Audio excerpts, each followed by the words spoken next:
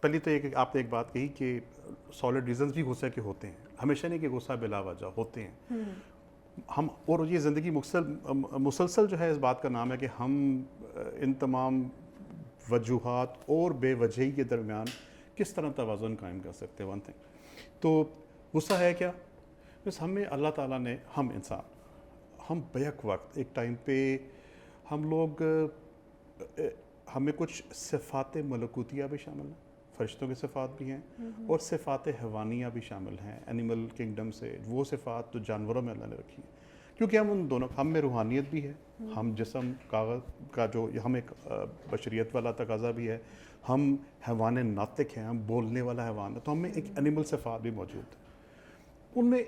اور دونوں قوتوں کا ایک اپنا اپنا تقاضا، اپنے اپنے ضروریات ہیں. مثال کے طور پہ ہمیں جو انسان ہیں تو ہمیں یہ ضرورت ہے کہ ہم خود سے جو ہمیں کوئی تکلیف پہنچتی ہے اس کو دفیع کریں، اس کو دور کریں، اور جو فائدہ آتا ہے، کوئی بینیفٹ ہو رہا ہے، کوئی چیز ہمیں خوش کری، اس کو ایبزارب کریں، اس کو جذب کریں. اس کو ہم کہتے ہیں قوت جذب و دفیع یا قوت جذب و دفاع، کہ آپ اپنے سے ضرر کو، نقصان کو دور کریں اور فائدے کو، اس کو ایکسیپٹ کریں یا اس کو اپنے ایبزارب کریں. اس کی مثال جو سمجھ لیجیے گا کہ اگر آپ کو کوئی شخص تکلیف پہنچانا چاہتا ہے تو آپ اس کو دور کریں گے. کوئی شخص آپ کو کوئی تحفہ دینا چاہتا ہے اور آپ کے جسم میں، آپ کے چہرے سے آپ کو غیظ و غضب آ رہا ہے تو وہ آپ کبھی آپ کے پاس نہیں آ پائے گا.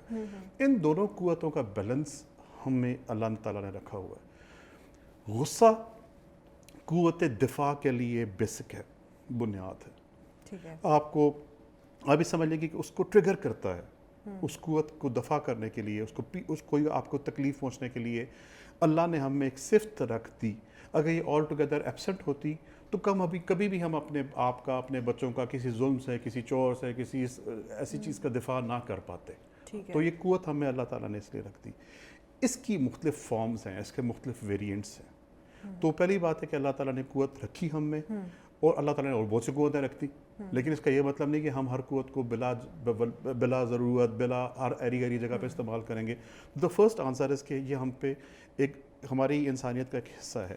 اب بات یہ آتی ہے کہ اس کا استعمال یا کیسا ہے، یا اس کی ضرورت کیسی ہے، یا اس کو واقعی ہم نے استعمال کرنا ہے تو کس حد تک کرنا ہے اس کا. لیکن فرسٹ آنسر اس کا ہے کہ غصہ ہم ایک ایسنشل قوت ہے جو ہم سے ضرر کو، تکلیف کو، یا ہم پہ کسی حملے کو دفاع اس کا کرنے کے لیے، اس کو پیچھے ہٹانے کے لیے ایک بنیادی جذبہ ہے. That is there.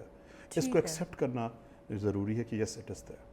اصل بات یہ ہے کہ اب اس کو ہم کس حد تک آگے ساتھ لے کے چل سکتے ہیں. ٹھیک ہے، یعنی کہ یہ ایک نیچرل، آپ کہہ سکتے ہیں کہ آپ کے اندر بہت ہی بیسک قسم کا انسٹنکٹ ہے، یہ ہماری جبلت ہے ہماری، اور جس سے کہ آپ انحراف بھی نہیں کر سکتے، آپ اس کو چھوڑ بھی نہیں سکتے، اور لیکن آپ اس کو مینیج کر سکتے ہیں. You can manage your anger. بالکل ٹھیک ہو گیا. اچھا، ایک حدیث پاک ہے کہ ایمانی اخلاق کی جو ایک مثال ہے اس میں یہ بھی شامل ہے کہ جب غصہ آئے تو آپ مغلوب الغضب نہ ہو جائیں اور باطل کی سرحد میں نہ گھس جائیں.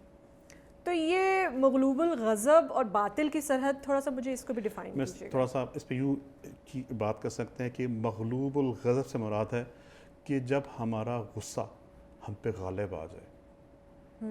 آپ سے عرض کیا کہ ہر چیز کا بیلنس ہے، توازن ہے. ٹھیک ہے، کوئی شخص ہو سکتا ہے آپ کے گھر میں دیوار باندھ کے داخل ہوا، ٹھیک ہے، اخلاقی طور پہ، شرعی طور پہ، لیگلی طور پہ اس کا رائٹ نہیں تھی، اس بات پہ آپ کو غصہ آئے گا. ٹھیک ہے، آپ اس کو دھکا دے دیں، آپ اس کو برا بھلا کہیں، آپ اس کو اپنے گارڈز کے ساتھ مل کے دیوار سے پرے پھینک دیں، لیکن اس کے نتیجے میں آپ اس کی گردنی سر سے جدا کر دیں.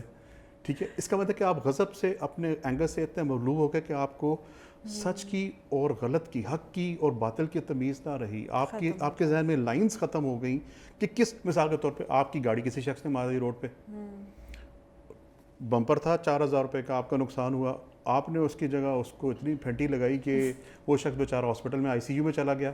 تو آپ اس بات سے مغلوب ہو گئے اپنے غضب سے کہ آپ کے ذہن میں یہ فرق ختم ہو گیا کہ میرا نقصان جتنا ہوا اس کے مقابلے میں. کیونکہ دیکھیے ہم تو شریعت محمدیہ کے آخر پابند ہیں، آنکھ کا بدلہ آنکھ، کان کا بدلہ کان، ناک کا بدلہ ناک. تو آپ کسی بھی جگہ پہ جب حد سے آگے تجاوز کریں گے تو آپ باطل کی سرحد میں چلے جائیں گے، آپ غلط کی، ناحق کی سرحد میں داخل ہونا شروع ہو جائیں گے. اسی بات سے بنا فرمایا کہ آپ غضب سے اتنے مغلوب نہ ہوں. اس کے بارے میں امام حسین علیہ السلام کا ایک بڑا خوبصورت فرمان ہے. آپ نے فرمایا کہ اگرچہ کہ غصہ بدترین خصلت ہے، غصے کی مذمت ہے، ٹھیک ہے, لیکن ظلم پر غصہ نہ آنا کمینگی یہ فطرت ہے. کوئی شخص کسی پہ ظلم کر رہا ہے, آپ کے دل میں آئے گا کہ میں ظالم کو روک لوں, یہ کیوں غلط کر رہا ہے, اس بیچارے بے بکس پہ یا کسی بھی شخص پہ کوئی حملہ کر رہا ہے, اس کو تفیہ کر رہا ہے, اس کو نقصان پہنچا رہا ہے, کوئی ظلم کر رہا ہے. لیکن اگر آپ کو ظلم پہ غصہ نہیں آتا تو یہ آپ کی پستی یہ فطرت ہے. You are a low animal, آپ انسانیت کی شرف پہ نہیں کھڑے ہوئے, آپ اس سے کہیں نیچے ادنا موجود ہیں. تو اس کا مطلب ہے کہ غصہ آنا بھی کہیں نہ کہیں محبوب ہے, کہیں پسند ہے, لیکن دا پوائنٹ از ہم اس کو کس طرح سے کنٹرول کرتے ہیں.